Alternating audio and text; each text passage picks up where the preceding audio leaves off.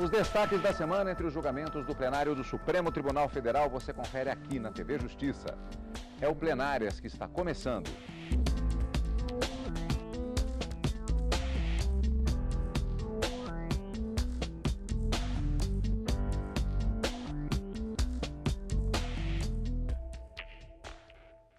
Hoje, com os principais momentos, os destaques das sessões dos dias 1º, 2 e 3 de agosto de 2017. Karina, marcando assim a retomada dos trabalhos do plenário do Supremo Tribunal Federal já para este segundo semestre de 2017. Muitos julgamentos realizados, Cadu, alguns iniciados e com pedidos de vista, mas eu diria que essa semana definitivamente não foi a semana da legislação do Estado do Rio de Janeiro.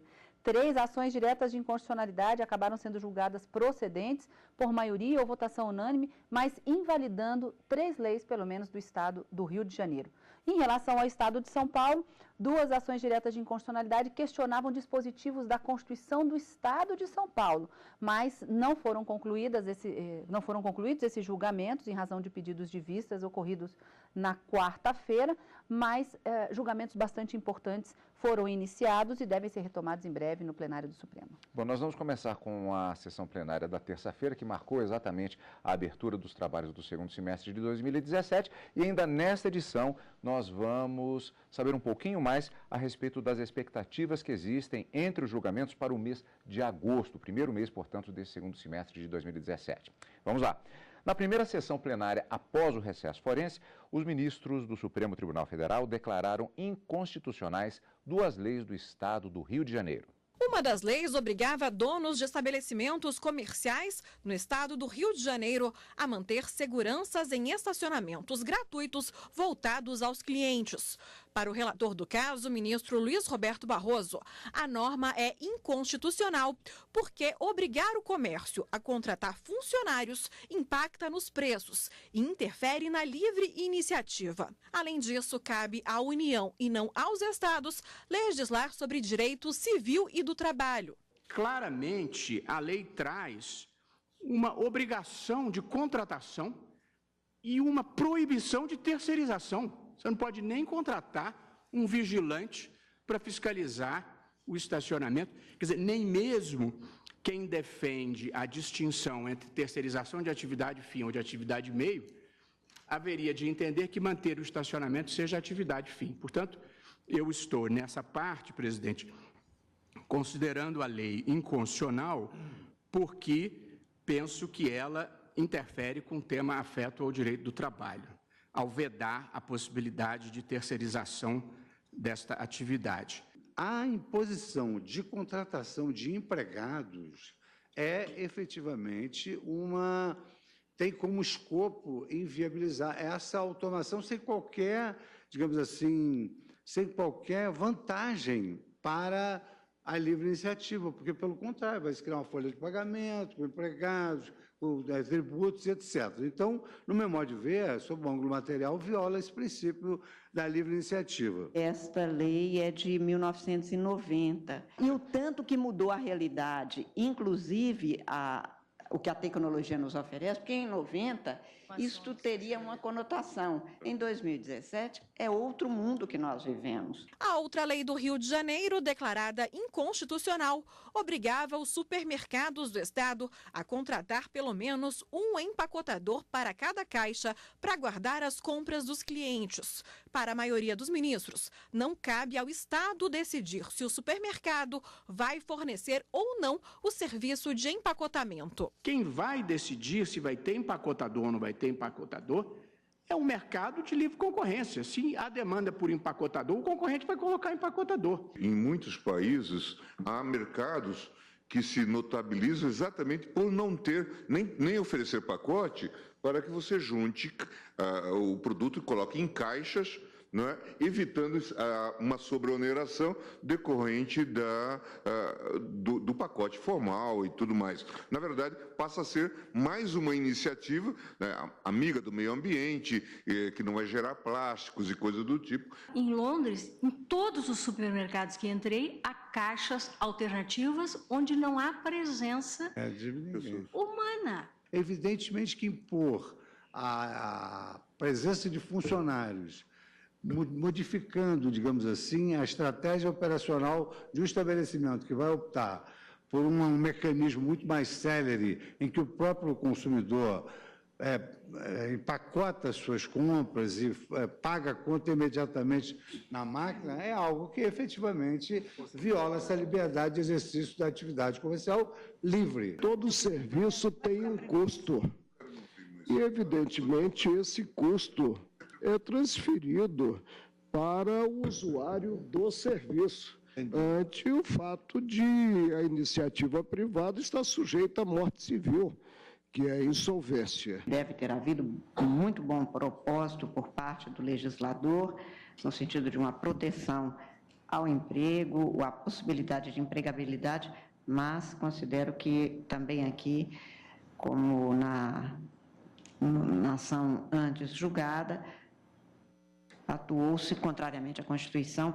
Nesta sessão plenária da terça-feira, abrindo os trabalhos do semestre, também, Karina, foram definidas teses em recursos extraordinários de repercussão geral que já haviam sido julgados. Exatamente, Cadu. Os ministros acabaram concluindo 2 julgamentos que tiveram início em maio deste ano e que envolviam 2 recursos extraordinários. E um deles, o recurso extraordinário, questionava uma taxa de cobrança de combate a sinistro no município de São Paulo. E o Tribunal de Justiça do Estado de São Paulo já havia declarado a inconstitucionalidade porque, em se tratando de segurança pública, é dever do Estado, portanto, e o suporte, vamos dizer assim, financeiro para sustentar essa proteção deveria ser feito com base em impostos e não na cobrança de taxas. Então, considerou inconstitucional essa taxa de combate a sinistro, firmada a tese na terça-feira, concluído o julgamento desse recurso extraordinário. E um outro recurso extraordinário também que os ministros julgaram em maio deste ano era sobre a abusividade de greves e a competência de qual justiça comum, federal ou estadual, para analisar esse caso eventual de abusividade de greve, envolvendo empregados seletistas, mas junto à administração pública. Outro recurso extraordinário concluído também, já que iniciados em maio, um em 24 de maio, o outro em 25 de maio, todos concluídos nessa terça-feira. Karina, esta foi a sessão plenária da terça-feira, que abriu os trabalhos, como já foi dito, e tivemos julgamentos também na sessão plenária da quarta-feira, a primeira sessão ordinária do semestre. O Supremo Tribunal Federal começou o julgamento da ação que discute se uma norma da Constituição Paulista invadiu a competência da Constituição Federal. O caso envolve a proibição da caça no Estado. Os ministros estão analisando a validade de um dispositivo da Constituição de São Paulo que proíbe a caça em todo o Estado. O julgamento foi suspenso por um pedido de vista do ministro Gilmar Mendes. O relator do caso, o ministro Dias Toffoli, votou para que a prática só seja admitida em casos excepcionais. Julgo parcialmente procedente para dar interpretação especial a esta expressão, sob qualquer pretexto, para excepcionar a possibilidade do apanho, a chamada caça para o apanho, para pesquisa científica, ou aquela que o poder público também autoriza, todas elas dependem de autorização do poder público, o apanho, ou aquela que, em razão de uma determinada espécie ter se evoluído e crescido de maneira a atingir o próprio ecossistema saudável, o próprio poder público autoriza, então, a caça por determinado tempo para um reequilíbrio do ecossistema. Até o momento, 6 ministros acompanharam o relator. Entendo que, nesse aspecto do meio ambiente, a Constituição estabeleceu competência concorrente. E nada de inconstitucional há quando o Estado, no exercício dessa competência concorrente, levando em consideração as peculiaridades regionais, como fez o Estado de São Paulo, amplia a proteção. A caça, inegavelmente, é uma atividade que inflige sofrimento aos animais.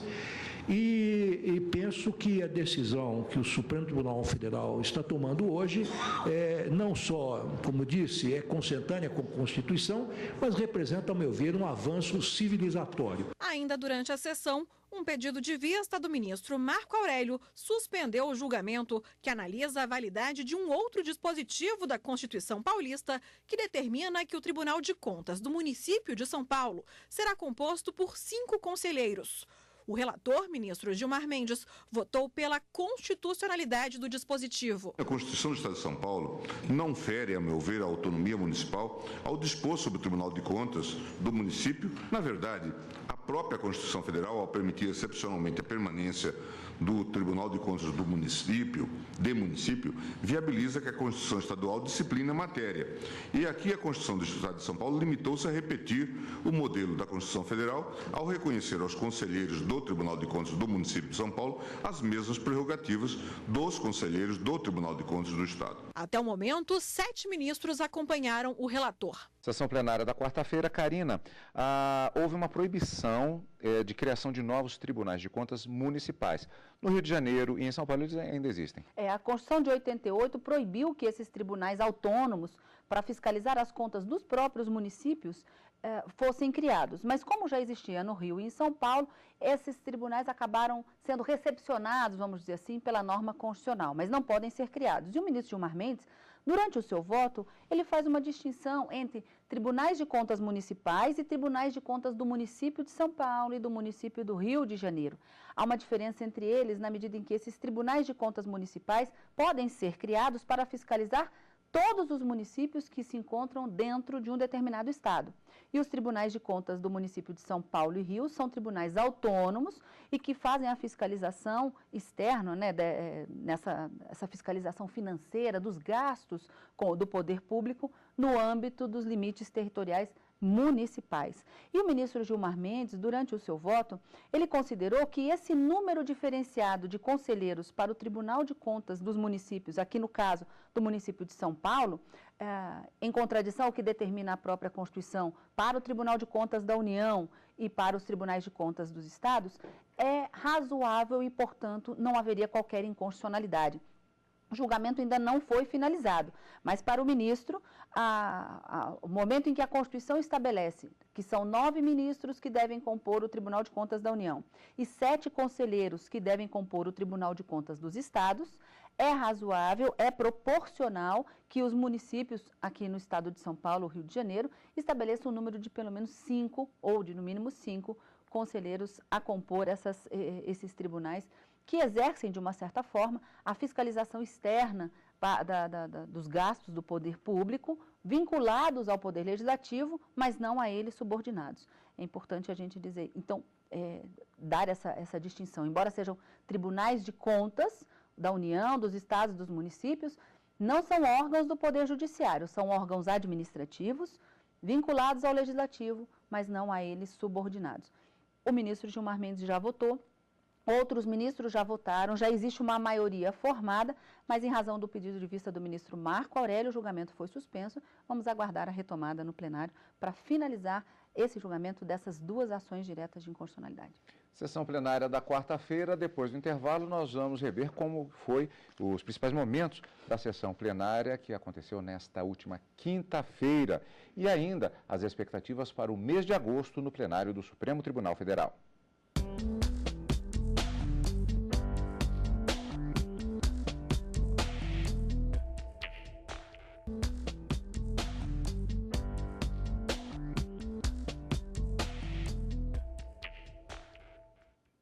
Estamos de volta com os destaques da semana. O plenário do Supremo Tribunal Federal manteve decisão da própria Corte que obriga a União a indenizar a Varig em 3 bilhões de reais. Foi na sessão desta quinta-feira. O valor deve ser usado para pagar dívidas trabalhistas que se arrastam desde a falência da empresa, decretada em 2010. Os ministros negaram recurso em que a União questionava a decisão tomada pelo plenário em 2014 e que garantiu à Varig o direito à indenização de aproximadamente 3 bilhões de reais em razão do congelamento de tarifas imposto para conter a inflação durante o Plano Cruzado, entre outubro de 85 e janeiro de 92. O congelamento de preços que aqui se discute foi, de fato, medida severa, mas que não pode ser destacada do cenário igualmente grave em que inserida, nem compreendida fora dos objetivos institucionais que orientaram sua utilização. Tratava-se de um momento bastante peculiar e com escopo claro, proceder à desindexação da economia a fim de controlar o surto inflacionário. A própria União, no seu arrazoado, nos seus embargos, citou trechos de votos, inclusive do ministro Gilmar, do ministro Joaquim Barbosa, demonstrando que o que alegava não ter sido discutido foi e acabou sendo vencido. Nesses termos, tanto conheço quanto rejeito, acompanhando a relatora. É vedado à Suprema Corte revolver fatos e provas sobre perícia convalidada nas instâncias inferiores e analisada expressamente no acórdão do Tribunal de Origem. E, da mesma maneira, assentei e acompanho nesse sentido, Vossa Excelência, senhor presidente, assentei a necessidade de intervenção do Estado no domínio econômico, na hipótese de concessão de serviços de transporte aéreo, não pode mitigar direitos e garantias fundamentais, nem atenuar o instituto da responsabilidade objetiva do Estado. A indenização deve ser usada para pagar dívidas trabalhistas de um fundo de pensão formado por ex-funcionários que buscam o recebimento dos valores desde a falência da empresa. Ainda durante a sessão, os ministros analisaram uma ação em que se questionava a lei do Rio de Janeiro, que trata da obrigatoriedade de informações nos rótulos de alimentos comercializados no estado. O relator, ministro Gilmar Mendes, votou pela parcial inconstitucionalidade da norma, entendendo que a lei estadual não pode exigir informações além das previstas em lei federal. Ao que tudo indica, o legislador do Estado do Rio pretendeu meramente definir nova disciplina global do tema, especificando sem justificativa exigências mais rígidas do que o previsto em legislação federal. E nesse ponto, resta claro o conflito entre a legislação impugnada e a legislação federal. O mesmo produto não pode ter dois rótulos ou duas embalagens, uma nacional e outra para o estado em questão. O ministro Dias Toffoli divergiu, votando para que toda a lei fosse considerada inconstitucional. O parágrafo 4º do artigo 24 da Constituição impõe a suspensão da lei estadual sobrevindo à legislação federal e, com essa legislação federal, se torna incompatível a vigência da lei local. E o artigo 3º, aqui impugnado, também na inicial, ele diz o seguinte: a partir de 60 dias da data de publicação desta lei, os produtos que não contiverem seus rótulos ou embalagens o exigido no artigo 2º acima, serão retirados de circulação, sob pena de apreensão pelo órgão competente da Secretaria de Estado da Saúde. Vejam, o fato de não ter sido impugnado um único inciso do artigo 1º, do artigo 2º, não faz com que permaneça válido esse artigo 3º, que é totalmente incompatível com a legislação federal que lhe sobreveio. O ministro Edson Fachin também divergiu, mas de forma contrária, entendendo que a lei é constitucional. Informações sobre composição do produto, aditivos, quantidade de calorias, proteínas, açúcares, gordura, presença de conservantes, corantes, aromatizantes e formas de esterilização, estabelecendo sanções ainda que de algum peso, não há dúvida nenhuma sobre o eventual descumprimento, parece-me situar-se na seara da proteção do consumidor. Mas a maioria dos ministros acompanhou o relator pela parcial inconstitucionalidade da lei. Uma lei, apesar de estadual, que afeta todos os demais estados da federação, afeta a concorrência entre empresas de estado e, consequentemente, cria uma preferência entre estados. Neste caso específico, por circunstâncias particulares dessa lei, inclusive de natureza temporal, e pelo prazo que já vigora a sua suspensão parcial e pelo momento da sua edição, eu estou acompanhando o relator. Karina, no caso desse julgamento, podemos dizer que aqui se envolve aquela chamada competência para legislar concorrente?